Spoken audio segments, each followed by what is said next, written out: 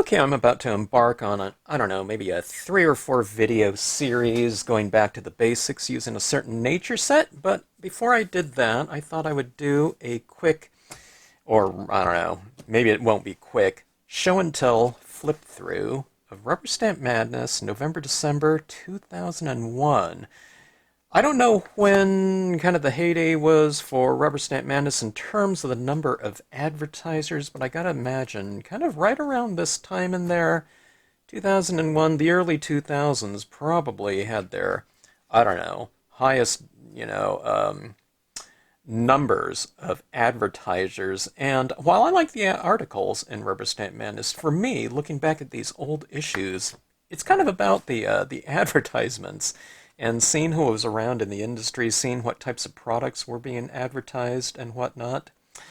I've been thinking about a lot of things, in terms of old inventory these days because I'm finding that things like Brilliance pads, are not as easy to find as I would have thought they were. I don't know, just time flies when you're having fun, and I didn't realize that Brilliance right here, these pads are 20 years old, so, I mean, there's nothing else like them still, but kind of products are somewhat, I don't know if they're not really cyclical, but they have their, I don't know, certain run in them, and then, I don't know, people are off to the new things, even if something hasn't replaced an existing type of product here. So, Brilliance inks, I really enjoy using them. I'm using them a lot on different things like foils and whatnot. If you don't know what they are, they're a pigment ink that's, well, let's see what it says here. Fastest drying pigment ink ever. No, that's still true. Archival and acid-free ink decorate porous non-paper surfaces. Okay.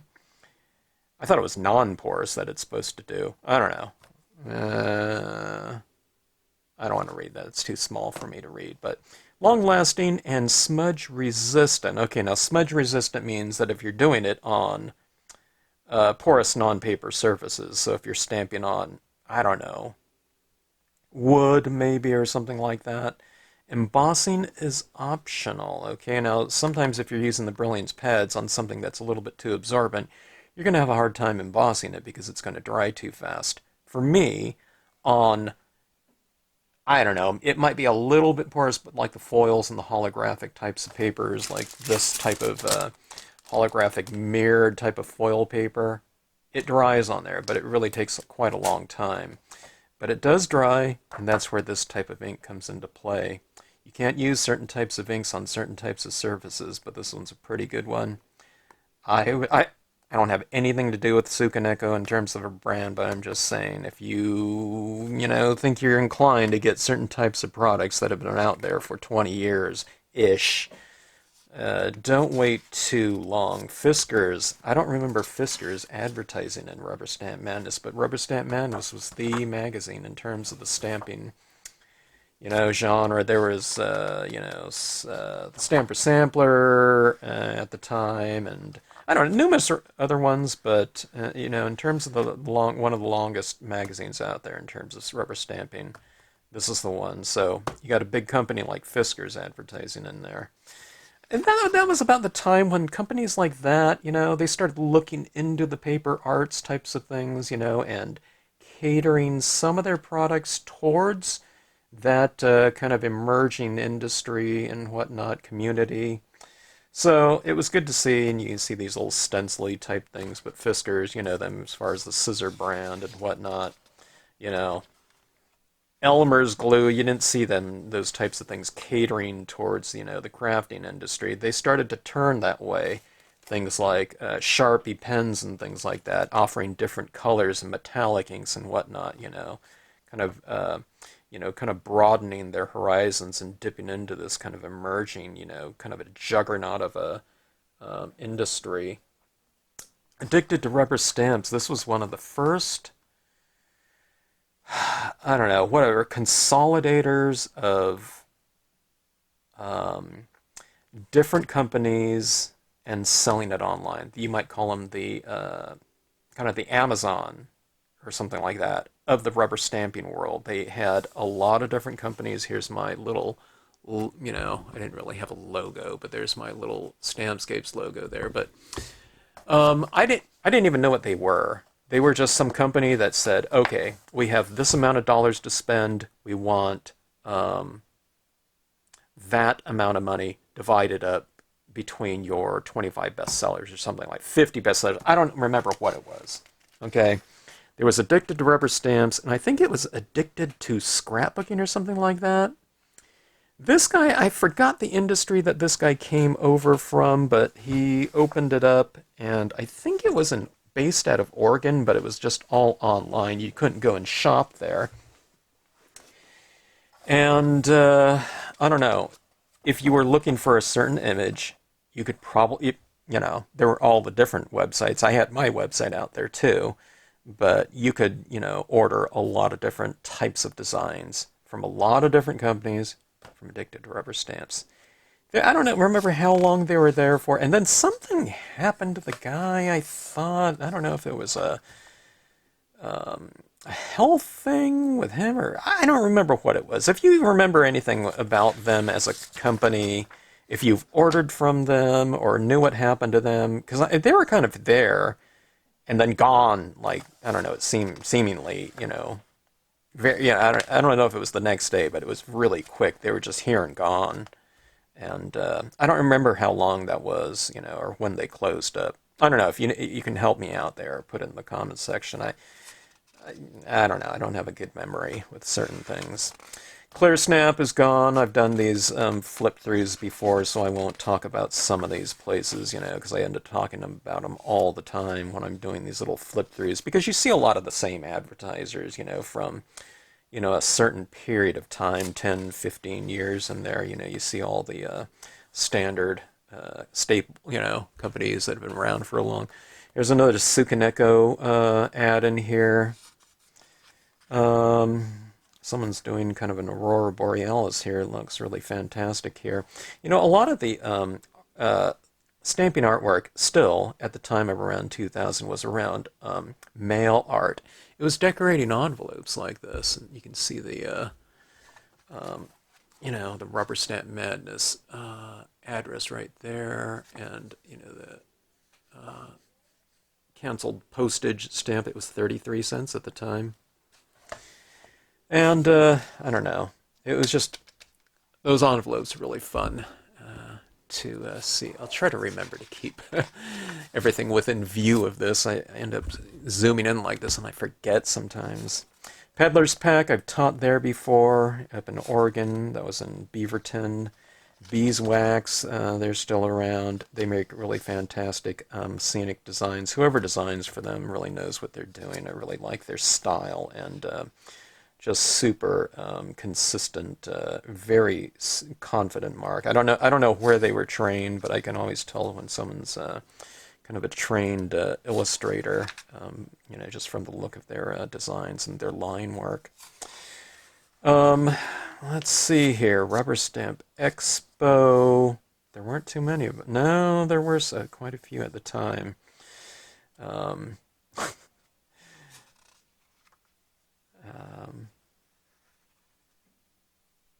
I'm thinking about something with this organizer right here. And I was debating on whether or not to mention it in this video. Maybe I shouldn't. Oh, little kind of, you saw these kind of little art dolls kind of coming into play at, around this time. I'm still thinking about that coordinator there. Oh, all kinds of little things here. Talking about that article right there. Toy Box. I always love their stuff. I always say that when I flip through here and I'm reminded of them. Stamping 101. That's interesting right here. Look at this. Types of things here. What this is talking about, I have no idea. Maybe it's how to make a certain type of card. And whatnot. Scoring and folding base. Look at this right here. Okay. Now see, this is one of the things I like looking back at these old magazines. Here we have the Moon Rose Art Stamps, Wholesale Retail. New 2001 catalog. I just used this image, okay, in a scene. And the new owner of the Moon Rose is not making these stamps anymore. Okay, it was the former owner for this company and store. Okay, so you see right there the moon. Oh, sorry, the Moon Rose. I don't know if this is going to focus. Okay. This used to be much better at focusing. My camera's like not doing so well. Okay, that's enough of that. I don't know. It's just not focusing. But this is the Moon Rose PO box. Yap hunk, Yap hunk. I don't know. I'm not pronouncing it right. New York. But that was the company there. So I don't know when I got this. I think I got this much later, at a much later date. Well, maybe not too much later. But I think I got it at Viva Las Vegas Stamps. If you're ever out in Las Vegas, go to that store. It's really something. Northern Hardwoods, that was my wood supplier for quite a few years. And they did really great work. And then a couple other workers, they stopped doing that. I think they were, I don't know, a much larger company doing these, and then that we're going to get out of the wood-mounted stamp world and whatnot. Who knows? This might be a Northern Hardwoods right here. I use so many different wood suppliers over the years. They were just a lot of them were here and gone, and or just their prices went up, so you'd have to kind of look around all the time. It was I don't know, it was somewhat a volatile. Um, um, I don't know, industry or whatnot, because they have to get their wood from places and their, I don't know, just prices are kind of all over the place and consistency too. It was kind of crazy. Dig right here. I love this adhesive system. It was this little roller type of thing that you uh, filled up with liquid glue, kind of like Elmer's, but it may be a little bit thinner. And it had this roller on there. Gosh, I don't even know if I still have that. I don't think I do, but you'd roll it across something. And it was almost like a waxing tool, if you know what that is, back when people used to do paste up art and stuff like that. Except this was, a permanent adhesive, and you'd roll it on like that through this little system, and it would feed it just beautifully. And it was great for me. I learned about it at the this place called in Pasadena. It used to be the Tools of the Trade Show, and what it was a retail trade show featuring a lot of the latest art kind of gadgets and whatnot. There would be art sellers there just selling everything from portfolios and papers and everything like that, but mostly tools. But I got that thing there. But they started selling it, marketing it towards the industry. I probably picked up mine 5 years earlier, but they probably saw a nice market for it in the stamping industry. You didn't have so many of the adhesives back in 2001. So, so many different types, the tape systems and whatnot. So something like that was really handy. Oh, gel pens for holiday cards. See, gel pens were kind of new at the time. A lot of them, as all of you know, I'm sure, a lot of them just didn't work, or they worked, I don't know, once, and then they would break up, and I don't know, whatever. I still have people asking me all the time about paint pens now, okay? I don't have any problem with my kind of newer forms of gel pens, but those early ones, when we're talking about, 2000-ish, I don't know, maybe through 2010. I don't know if you have any gel pen horror stories, like picking up a whole set of them and none of them working on you. I don't know. I don't know. You can leave a comment down if you know what I'm talking about when it comes to something like that. Bad news. Rubber stamp, 100 Proof Press, one of my favorite companies. I'm going to do a flip through of one of their In fact, I was going to do a flip through. I have it right here. This is catalog number 7. I have no idea what catalog they're talking about here. Now, this is a company that's still around. I usually don't do flip-throughs of companies that are still around, but I was just looking through this, and I thought I should do a little flip-through of that. But look them up on the internet. I have this design right here. I think I actually have. I might have all three of these little moths or bugs here. Sorry. I love bugs right here. So 100 proof press. Gosh, was I all zoomed in there? Sorry about that. Rubberstampmadness. This is one of their best cover pieces ever, or the best-selling issues. One of the best-selling issues ever. Everyone loved this issue right here. But they were started selling postcards, the postcard collection featuring, I'm talking about Rubberstampmadness of different covers, I guess. 100 proof press wall calendar, I don't know, all kinds of things back when. Look at this right here. Pull along. Storage solutions top the must-have list for many stampers. More so when portability of those stamps, inks, pads, and other supplies is needed.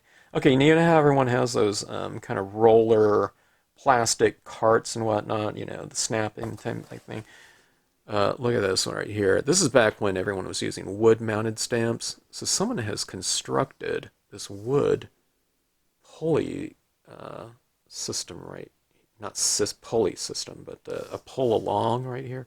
Looks like a suitcase or something like that, but it's probably all organized in here. And the retail price for that back when was $125. I don't know that for that type of handmade construction and whatnot, low volume. That's really not too bad for something like that. I'm guessing. But that's the thing about wood-mounted stamps. You needed kind of specialized storage systems for those, that incarnation of stamp, which of course I still use, but my latest stamps are all kind of unmounted or in set form cling. Marvu Cheetah, a lot of people don't know who Marvu Cheetah is, from the Marvu pens and whatnot, but everyone back around 2000, I'm pretty sure everyone knew the brush markers, the 1500 series. Alcohol pens just were not around as they are now. The Studio Graphic Marker USA, I have this thing right here, this spray little bottle here, but they used to make Studio 2 alcohol pens, but I'd see them at like the Tools of Trade show. They weren't being really marketed in the stamping community. They started to later. I think Printworks started kind of marketing them a little bit like that, but I don't know, there was something problem with kind of the supply and I don't know, getting their people getting their orders or something like that. That's what I seem to recall. The Art of Nancy Ring's Small Wonders. These look like little inchies here, right? Yeah, I bet you that's a 1x2 or something like that. I don't remember when inchies kind of got popular. There was the ATC thing, artist trading cards, size ones. There was the pin trading. And then inchies. I don't know if that's what these are, but, that's what it looks like to me. But those became really popular as far as kind of a little bit of a trend. Shrink art was around. You don't hear about kind of trends anymore. I don't know. If there is, I don't know about them. Or I'm just not aware of them. But, I don't know. Does everyone remember pin trading and ATC trading at conventions and whatnot? It's like you go to a Disneyland with pins and you can trade with, people there. Well, people used to trade pins. Okay, you do a little, series of 20 pins or something like that. Then you go to a show and, people are wearing different pins. They say, "Oh, are you trading?" And that was kind of a fun thing, right there. So everyone would be wearing pins. Different pins, or they would have like a big, like a Ziploc bag full of different pins that they've traded people for. It's just, it's really fun stuff. Make perfect pop-ups. Pop-ups by Plain Class. Interesting. New stamps on the block. Art stamps with a peel. Removable, no adhesive, see-through, space save. Okay, this is clear stamps right here, okay? I don't know when the first clear stamps started to become available out there, But, I mean, you don't really see them being advertised in here too much yet? I don't know. Here's an advertisement right here. So I guess they were around at the time. A lot of you know, maybe not people who are watching my channel, I don't know. Only clear stamps and not really rubber stamps, okay? A lot of people just have come up through, I don't know, maybe, I don't know, whatever, the last 15 years or something like that, you know, or clear, you know, clear stamps or, you know, kind of a thing, a bigger kind of incarnation of a stamp. Snow People. This is the holiday issue right here. I like what I see in terms of a lot of the different textures. Look at that texturing on there and the different types of colors like that. Interesting, huh? This might, I don't know if this was probably stipple brushes or something like that.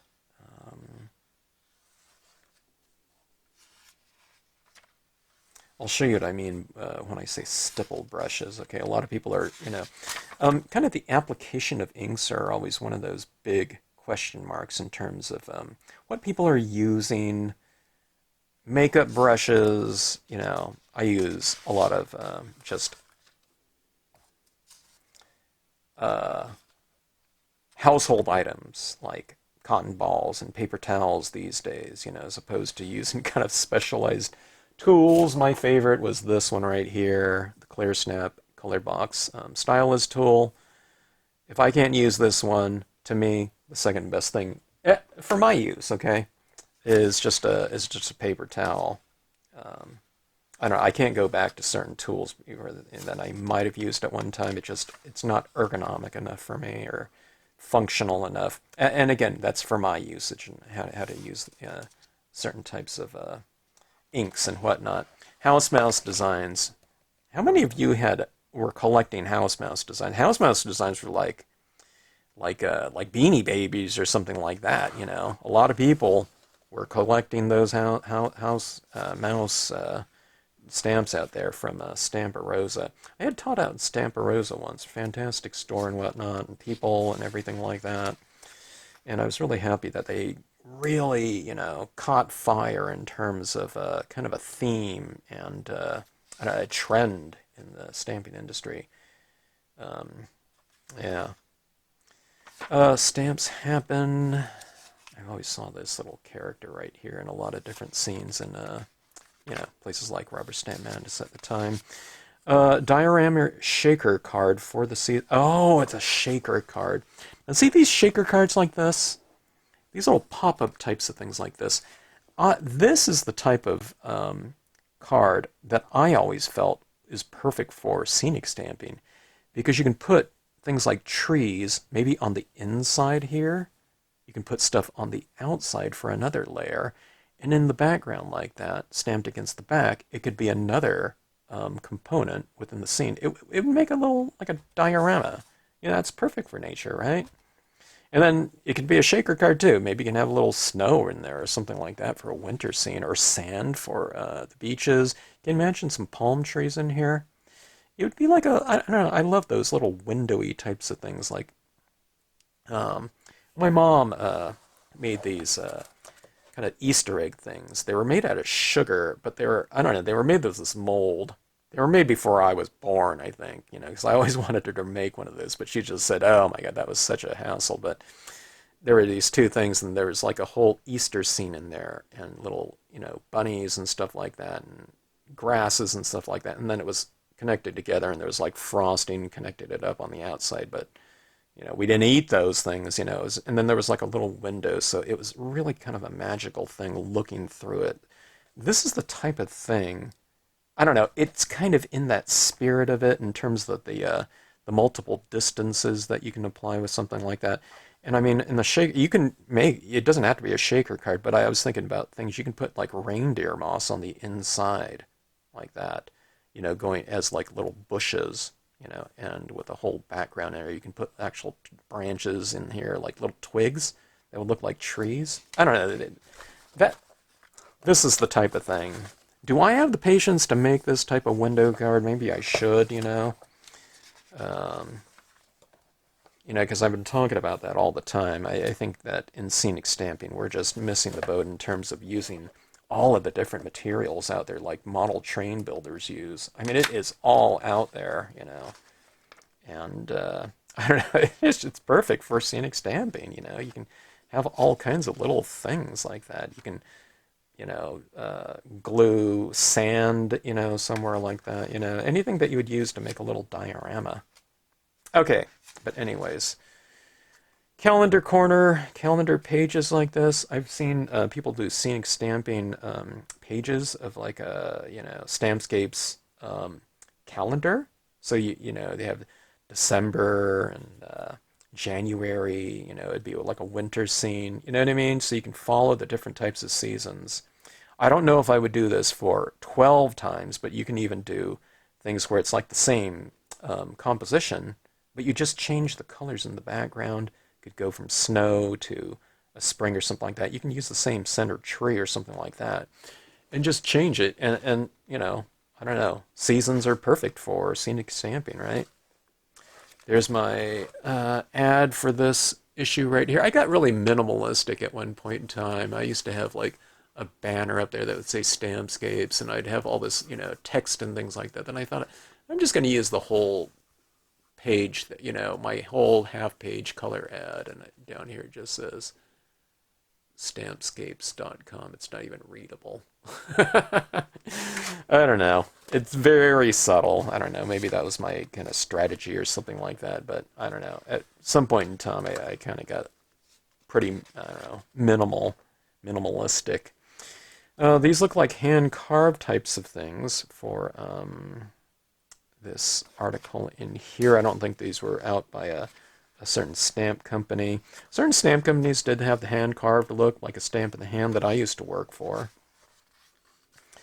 But I don't know, if you've never done eraser carving before, you get those Statler Mars types of white erasers, you know, more than like a pink pearl or something like that. That's not going to give you a good impression.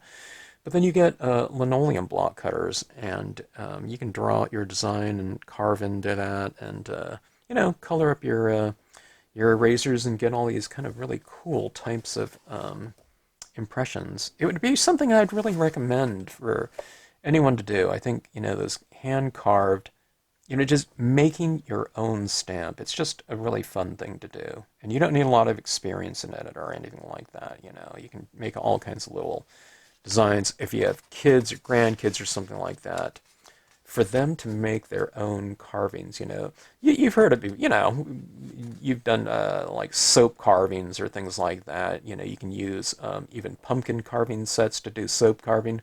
Well, this is just kind of taking it to another level where they make their own printing device, and then you can color it up, you know, using pens, you know, or, you know, wouldn't it be fun for a kid to, you know, carve out a star or something like that, and to use like a pigment ink, like a silver, you know, and they could stamp on black or something like that, you know.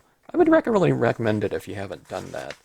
A lot of people were doing eraser carvings, you know, back in the 90s and maybe early 2000s, and making their own, you know, their own designs. And it's just really fun. You can use it. It's mentioning X-Acto knife there. You wouldn't do the X-Acto knife with kids, but like I said, the linoleum block cutters are, you know, they're easy enough to use, and, you know, just fun. Or you can get actual linoleum blocks, you know, but the eraser carving types of things are really better for kind of stamping out. You know, linoleum block is something that you'd really run through a press or something like that, or if you're really serious about, you know, printmaking or something like that, then, you know, yeah. But the erasers are a really good way to go. All kinds of different looks here. I mean, this is Julie Hagen Block. I always remembered her because her last name is Block, and you know, there was all these block carvings that were really cool by her. These look like little goldfish right here. You know, the edible ones, don't they? I was interested in seeing this right here. I did a quick flip through before. Oh, here's like a bunch of artist carving blocks right here. Cut like butter. Now, these aren't the Statler... Well, maybe they are the Statler Mars. Okay, there's the Statler Master Carve. I don't know, I guess they're calling it a carving block now. Before it was just an eraser, but Maybe they started selling them in much larger sizes. I didn't know. 9 by 12. That's huge in terms of this whole block right here. But there's the linoleum block cutter right there. And, there's a little X-Acto blade and pens, to color it. I don't know, if you're starting out, maybe you don't get a 9 by 12. Maybe you get a much smaller one. I wouldn't get, 9 by 12. But San Francisco, I didn't realize they had a fruit basket upset in Ivory Coast. I looked at this website recently. Seems like their website's down at the time of this filming of this right now, but you can probably order from them. But they have a lot of really great designs. San Francisco's line, Fruit Basket Upset, they have Gumbo Graphics, which is one of my favorite companies, but a lot of the old kind of engraving styles of designs out there. They have a lot of that. Viva Las Vegas stamps, 100 proof press, really fantastic. I don't know, really cool artwork in there in stamp form. All right, look at this right here. Peanuts, Stampabilities. I don't know, is Stampabilities around anymore? If you know about that, you leave me a note. Stampabilities.com. I think I used to see them at the different conventions, but see this licensing right here? I used to know Stamp Oasis and used to tell me how licensing worked, and they had the Star Trek series, It's nothing compared to Peanuts, right? Or some companies had things like Disney characters and whatnot. I just don't see licensing like this being done again. I don't know, I could be mistaken, but maybe it's being done out there. I don't know, the old kind of standard. First of all, I don't know, the kids these days, we grew up on, Charlie Brown and Peanuts and all that types of things way back when. So, kids these days, you know what I mean? There's not like this holiday special coming around where everyone's going to be watching TV, so Peanuts, I don't know. Maybe Disney, they would that would be a popular thing, but I just I don't see it being done in stamping anymore. So, cool to see and whatnot. Usually you're licensing, when you license something like that, it runs for a certain period of time and whatnot. I don't know if they get a certain percentage of the sales or something like that. It's probably different with each licensing type of arrangement with whatever company that someone's happened to be working with. But let's see, just all kinds of different things right here. Here's Tyra Smith right here. She's done a lot of artwork with Stampscapes in the past. Has a huge section in our gallery section. Check her work out. Really fantastic work. She used a lot of the stipple brushes in her different types of coloring. Mirror Image, he closed down a couple years ago. He was one of the best artists and just art stamp makers out there. It was like the zen of rubber stamp making in terms of everything that he did. His images were, they were a completely different style than Stampscapes, but I thought they merged really well in terms of his reclining figures and putting his figures within a scene and whatnot. I really liked the look of that. But always interested in seeing what his latest ad was going to look like. Really fantastic artist there. Let's see. Different book reviews for today's stamper. Looks like there was quite a few stamping books coming out at the time. Sherilyn Miller, Judy Ritchie, used to go into places like Borders and Barnes & Noble and stuff like that and go into the stamp, like the crafting section, and you would see, quite a few rubber stamping books.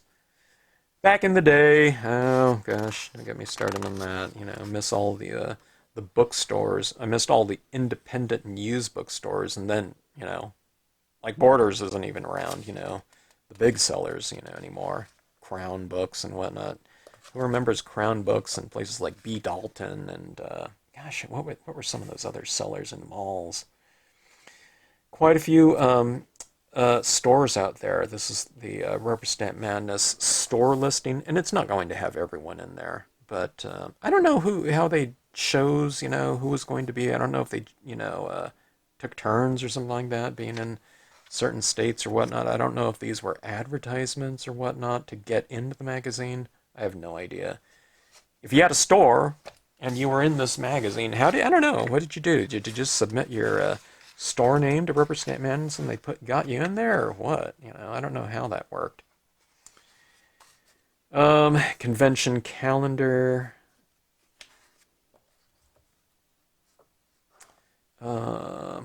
Different shows, the Carson show, the San Mateo, Tucson. I never did a Tucson show. Oh, that's the Rubber Stamp Expo. Mesa, that's the one that I've been doing the past couple years until COVID. That's the last show that I did out there. It was in like an early March. It was like the first weekend in March, and then that was the last show that we did before all the shutdowns and whatnot. A lot of conventions going on. A lot of people, these days, they got into conventions or stamping after the shows, were no longer around. So I mentioned a lot of these places. Look, there was even one in Boise.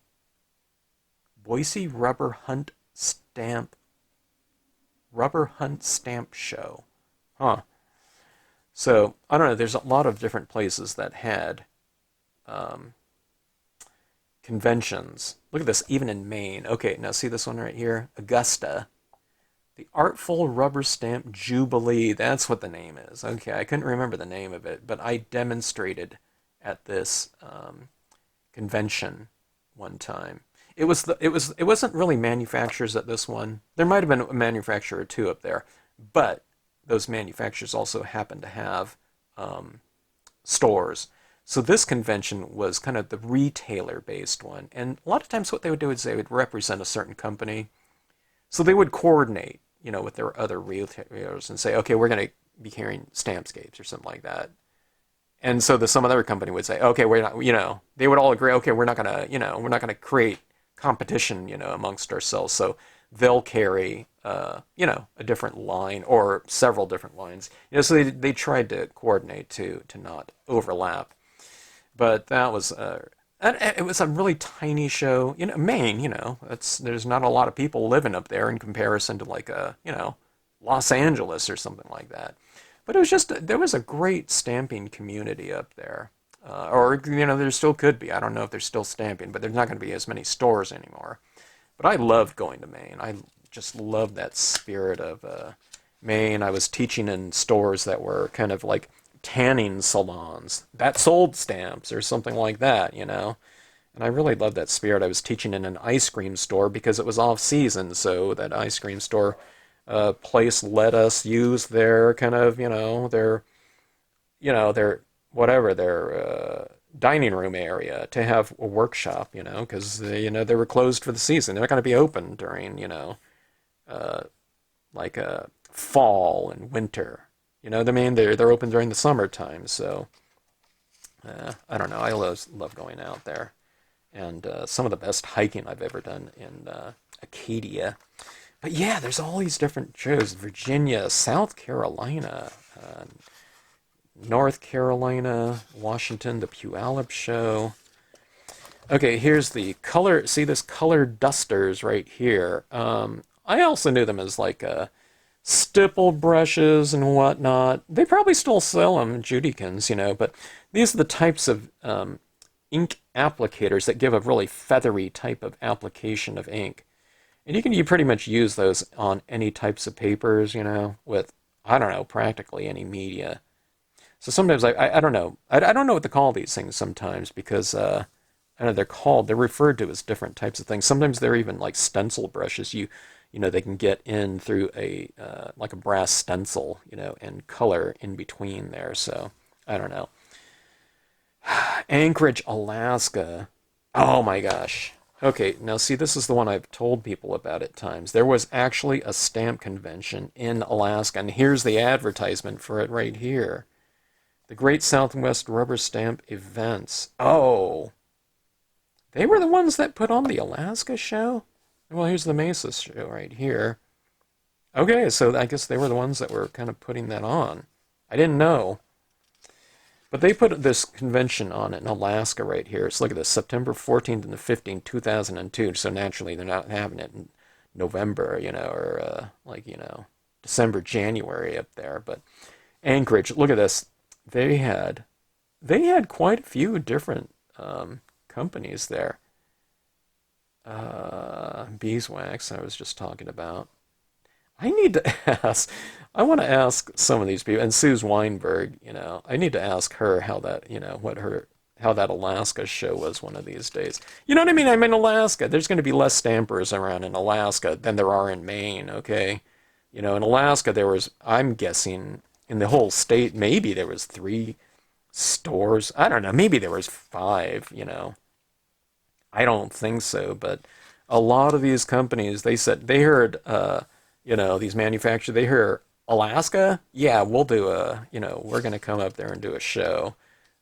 Just like when there's one in Las Vegas or something like that, because a lot of these companies are thinking business trip, you know what I mean? And you know what I mean? And, it's, to get up there and, sell stamps too, but it was somewhat of a, like a fun convention trip or whatnot, having something like that up there, so. I don't think it went on, more than once. I'll have to ask someone about that went to that one. But I've always been curious about that. I need to start doing some interviews with some people, like for this channel here, talking about, I don't know, the good old days and whatnot, adventures in rubber stamping. GoCo printers right here, those were like a silk screen, like a home-based silk screen printing thing. You actually burned screens, okay? I think there was like a little flash bulb, if I'm not mistaken, but you can do it like silk screening at home. That's how a Stamp in the Hand used to do their buttons, because she was the coordinator for the Carson Stamp Convention, and she would do GoCo print buttons for everyone, for the whatever latest button it was. And the vendors wear buttons. That's how you know that, they can walk in and out, the show without, having to pay, because they're a vendor right there. Hanko Designs, always see them at the Carson show. Desert Stamper, they're probably out in, they're out in Tucson, Arizona. A lot of stamping being done in Arizona over the years. Fistful of Stamps. I have some of their stamps. And they were around here and gone. I don't know how long they were around for. I guess they were based out of Canvas. I saw them at some show one time. Yeah, gosh, okay, let me try to... Here's Ornamentum Uptown Direct. I think... Uptown Direct, what's that?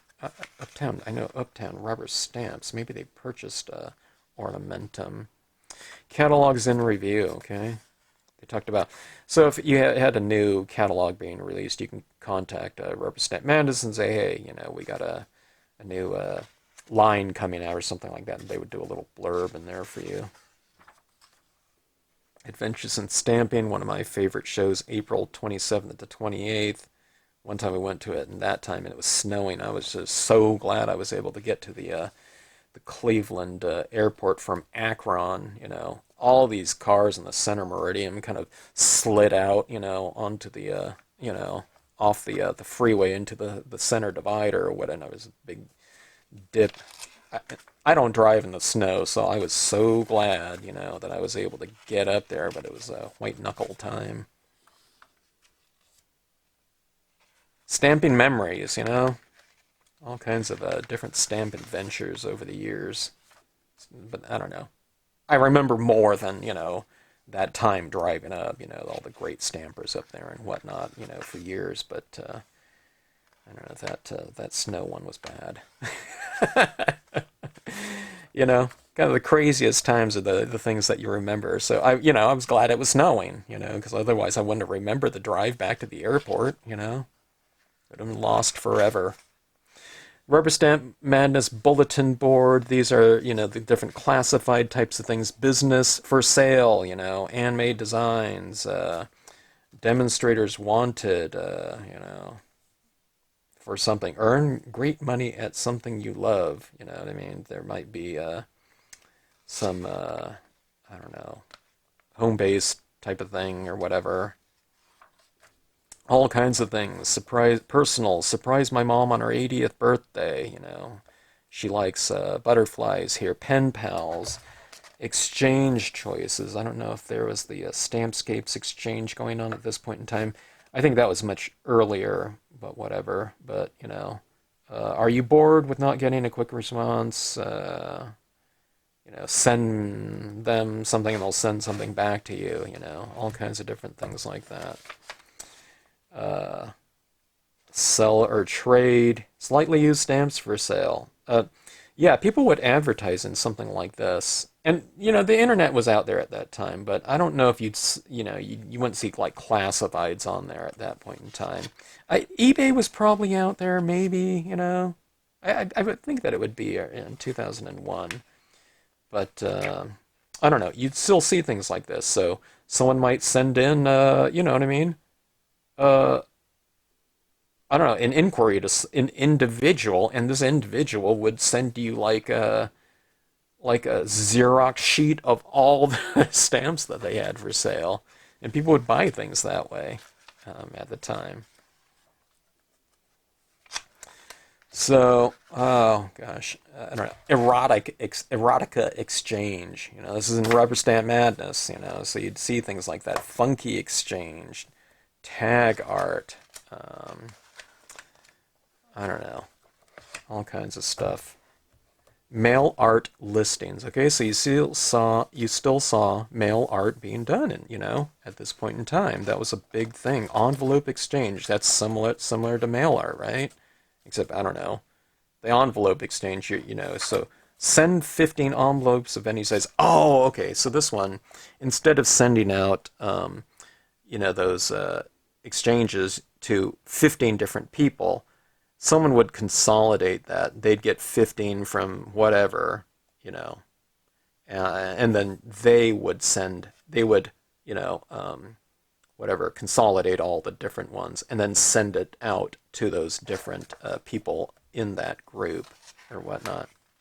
Yeah, I forgot that's how that worked, you know. A lot of times, you know, you would just send all of your stuff to one person and then they would, you know, uh, consolidate and whatnot. So, all, you know, bulletin boards. You know, when people got Rubber Stamp Madness, probably it's still at this point in time, people read everything cover to cover, you know. I wasn't doing that, you know, because I was busy, you know, making stamps and stuff like that. But you know, those early ones, though, you know, people would look through each page one by one. Good Stamp, Stamp Goods, love that company right there. Have a few of their companies, have a few of their stamps. I was really sad when they were gone. I used to see them at the Carson show and probably the San Jose and you know Bay Area shows. Like the check this out right here, the ink pad right here. They've moved now in New York City, but they're still around. If you're around in that New York area and whatnot, go over to the ink pad. You know, you don't get these you know stores that have been around for a really long time. You know, it's very rare, especially now. So the ink pad, and I've seen photos of their store. I think it was their old location. I'm not really quite sure, but it had that real old school feel. You know what I mean? Which I would love to check out. You know, I love walking into a store and just being, I don't know, it's just like sensory overload in a good way with just all stamps. You know what I mean?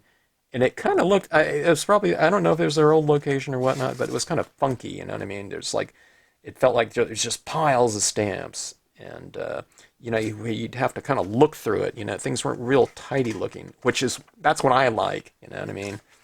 That's what the first Stampa Barbara was kind of like. You know, there was drawers, you know, and there was little cabinets and, you know, things. I don't know if there was cabinets too that you opened up. You know, it was like Discovery. You know. Impression, obsession, art impressions, mosaic stamping. Look at that mosaic stamping right there. On the Road, Stampers Linda Adams, Pam, Catnap. I know that name, Catnap, right there. Stamping Buzz, Peddler's Pack. I don't know, little things happening around in stamping, like clubs and stuff like that. They would talk about, different things like this. Oh, attention store owners. Oh, maybe that store listing. Okay, well this is okay. So maybe this is the store listing right here. I was asking, how did you get your store listed? So it's right here. It says it right there. So May, June's $20, and they'd put you in there. So. Oh, fun stuff. Uptown Design Company. Someone mentioned them in a previous flip through, and I forgot all about them, but oh my gosh. Okay, so much for my quick flip through. This is going on an hour, but look at this right here. Some of those earlier Rubberstampmadnesses that I was looking at, there was like an advertiser listing of about like that. Okay? This is this whole page right here. And that's small text too, you know what I mean? But that is a lot of advertising being done.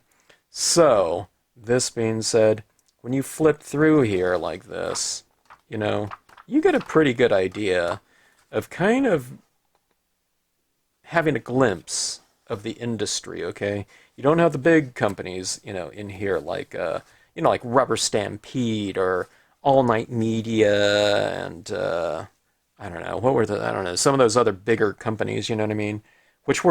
They were just selling mostly or completely exclusively wholesale, okay? So you don't get companies like that in here, at the top tier of, rubber stamp sales and stuff like that. But a lot of people didn't get, those types of designs and stuff like that, you know what I mean? They were getting more of the crafting stuff. A lot of those bigger companies are focusing more on like we saw in there, maybe licensed stuff or something like that, or really mass market stuff. I don't know, I guess, Stampers did get some of that, but these are a lot of kind of the smaller to medium-sized companies in here, okay?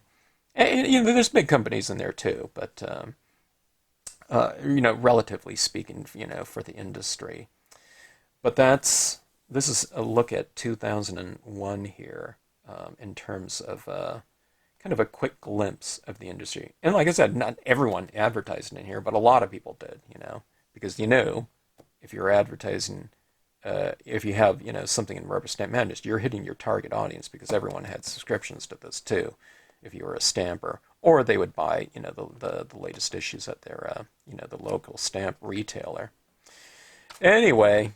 Ranger Industries right here. Let's see what they were selling. Antiquities. I've never even heard of this Ranger Antiquities right here. Interesting.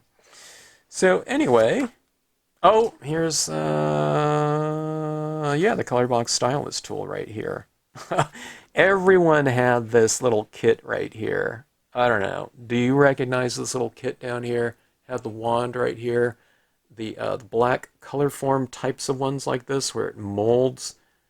You heat it up like that. They're heating up with a little light right here, and then they're pressing it into a rubber stamp sheet, okay?